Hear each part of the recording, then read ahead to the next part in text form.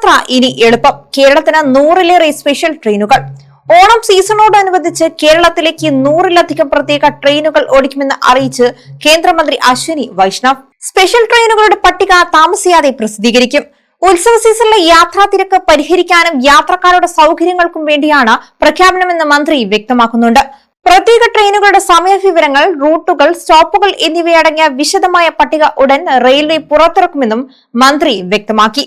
ഓഗസ്റ്റിൽ നടക്കുന്ന ഓണാഘോഷങ്ങൾക്കായി നാട്ടിലേക്ക് മടങ്ങാൻ ആഗ്രഹിക്കുന്ന മലയാളികൾക്ക് പ്രഖ്യാപനം വലിയ ആശ്വാസമാകും.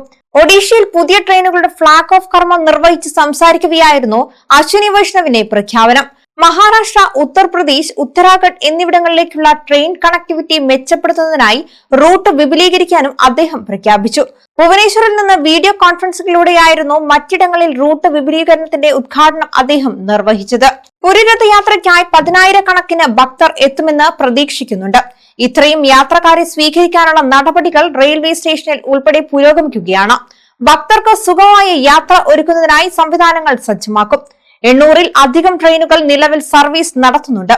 ഇതിനു പുറമെ 300 ട്രെയിനുകൾ കൂടി ഓടിക്കുമെന്നാണ് അശ്വിനി വൈഷ്ണവ് വ്യക്തമാക്കിയത്.